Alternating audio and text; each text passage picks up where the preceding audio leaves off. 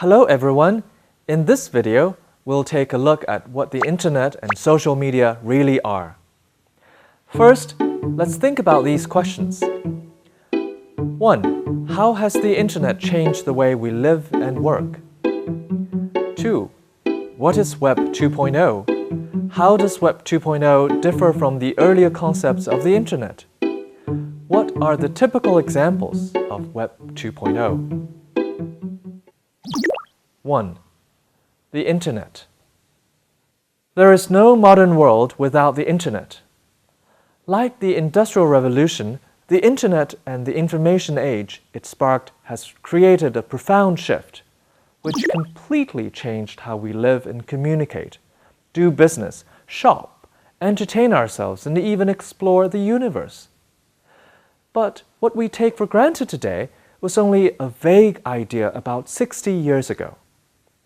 In order to understand how we have got this far, let's go back to 1962, when everything began.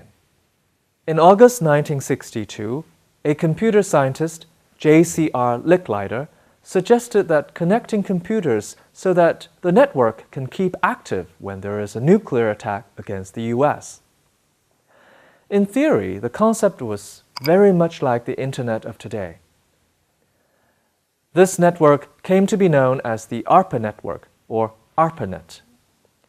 7 years later, in 1969, the first message was sent from one computer to another over ARPANET. The communication from UCLA to Stanford was meant to say log in, but only the LO made it through before the system crashed. Still, the Internet was considered born that day in 1969. Things sped up from then on. Different networks were tested throughout the following decade at research centers in the West, and on January 1, 1983, ARPANET was officially migrated to TCP/IP, or Internet Protocol.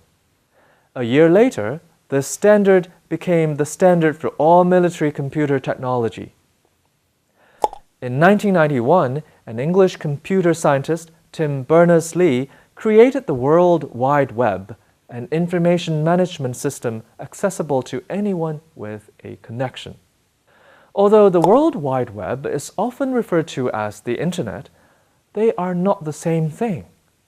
The Internet is a huge network of networks that link computers together all over the world using wired and wireless technologies.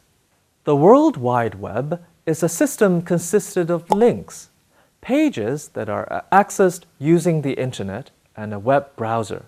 Every web page has a unique address called a URL, Uniform Resource Locator, which identifies where it is located on the web. You've probably seen hundreds or thousands of URLs in your life, but they might still seem like a secret code. The truth is, there are only a few parts you have to pay attention to. Let's take the website of Beijing Foreign Studies University as an example. The basic parts of a URL often provide clues to where a web page originates and who might be responsible for the information on that page or site. A URL has three basic parts: the protocol, the server name, and the resource ID. Look again at BFSU's URL below to see these three parts. The protocol is shown at the beginning of the URL before the double slash. The protocol means the requested document is a hypertext document. Hypertext is the language that websites are written in. If you right-click on a website and click View Page Source, you can see the actual language that it's written in. It's more human-readable than you might think. If the URL says HTTPS, this means that it is a secure server and verified to securely exchange information. Remember, only enter personal information on sites starting with HTTPS. The server name is between the double slash and the first single slash. The server name identifies the computer on which the resource is found. This part of the URL commonly identifies which company, agency, or organization may be either directly responsible for the information or is simply providing the computer space where the information is stored. Web server names often begin with the letters www, but not always. The server name always ends with a dot and a 3-letter or 2-letter extension called the domain name. The domain is important because it usually identifies the type of organization that created or sponsored the resource. Sometimes it indicates the country where the server is located.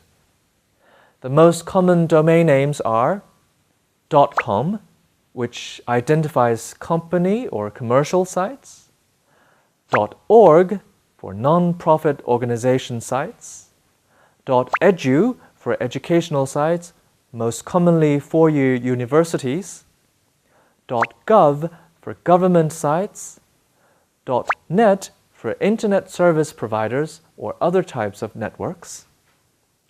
Some of the other top-level domain names are .mil, .museum, .info, and .biz. If the domain name consists of 2 letters, it identifies a country. For example, .cn for China, .uk for the United Kingdom, .au for Australia, and .ca for Canada. Therefore, the server name of BFSU's website is www.bfsu.edu.cn. The third part is the resource ID, that is, anything after the /. It is the name of the file for the page and any directories or subdirectories under which the file is stored on the specified computer. 2. Social media. Now let's talk about social media, Web 2.0 internet-based applications.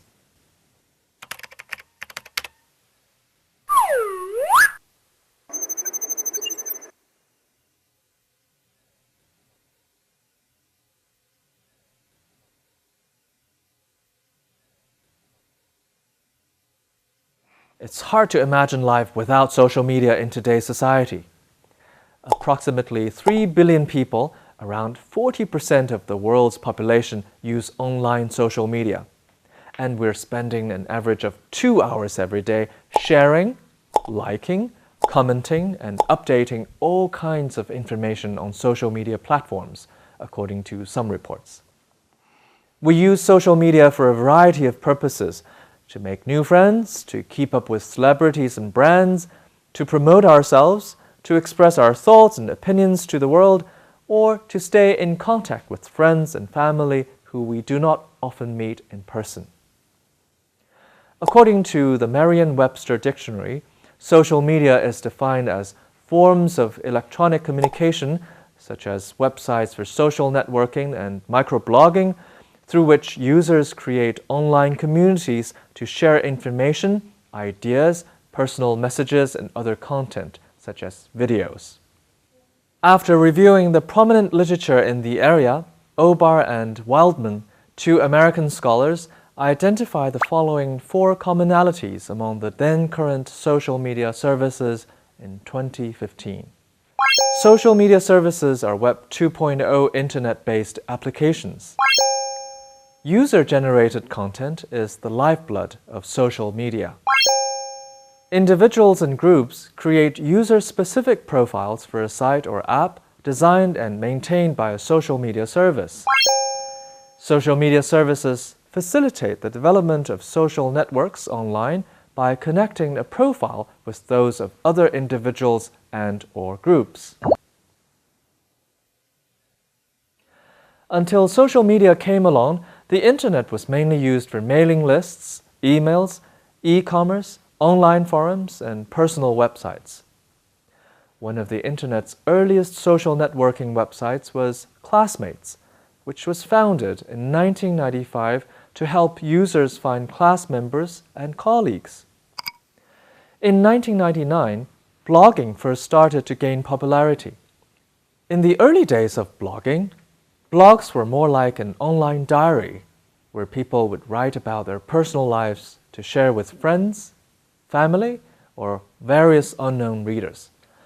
After the emergence of blogging, social media exploded onto the scene.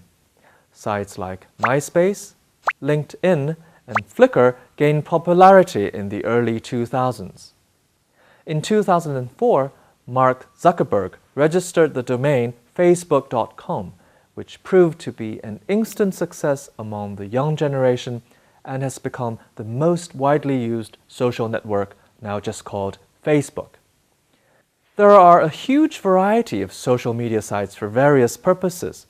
However, the main purpose of social media continues to be connecting with friends, family, colleagues, classmates, and even strangers. Besides, social media is perhaps the quickest and easiest way to get the latest news. As soon as something happens, you will get news alerts right away. Certainly faster than watching TV news or reading a newspaper the day after. A 2017 Pew Research claims that 67% of Americans get at least some of their news on social media, with 20% doing so often. After the election of Donald Trump as President of the United States in 2016, the New York Times reported that across the planet, social networks are helping to fundamentally rewire human society. In the business world, companies have realized they can use social media to generate insights, stimulate demand, and create targeted product offerings. Social media also has had a profound effect on enrollment and hiring. More and more college admission officers and hiring managers make their decisions based on applicants' information found on social media. Another effect of social media is encouraging people to follow each other quickly over to care about actual friendships in the real world. In other words, the people you follow aren't necessarily the same with the real friends around you, and therefore the word friend has to be redefined. When used on social media, friend is no longer closely associated with the intimacy found in conventional friendships, where people actually know each other, want to talk to each other, have an intimate bond, and frequently interact face to face. Of course, though, there are always some negatives with new technologies. Echo chamber. One danger is that social media creates an echo chamber that filters the information people receive so that it largely supports their existing opinions.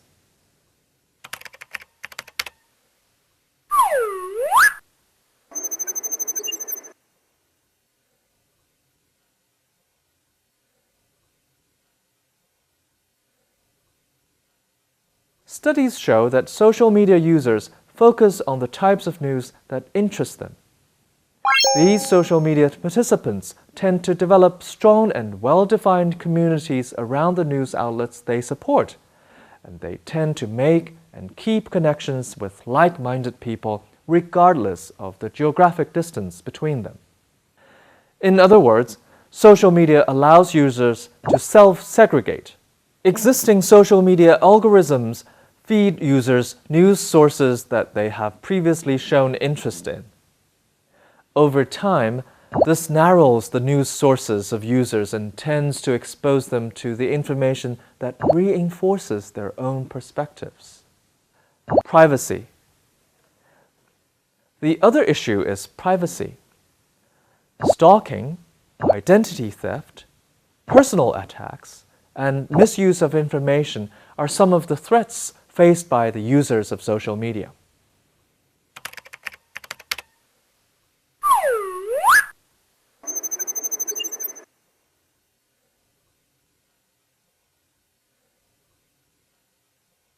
Signing up to social media websites enables the big companies to find out everything about you. The moment you check to accept their terms and conditions, they own all the information you provide, including comments, documents, and pictures, which are no longer under your control. Most of the time, the users themselves are to blame as they end up sharing content that should not be appropriate for the public. The confusion arises from a lack of understanding of how the private and public elements of an online profile actually work.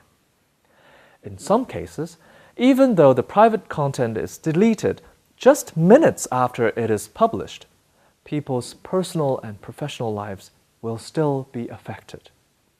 The Internet developed from a system that could barely send 2 letters into a network that could return millions of search results containing billions of words in 2 seconds.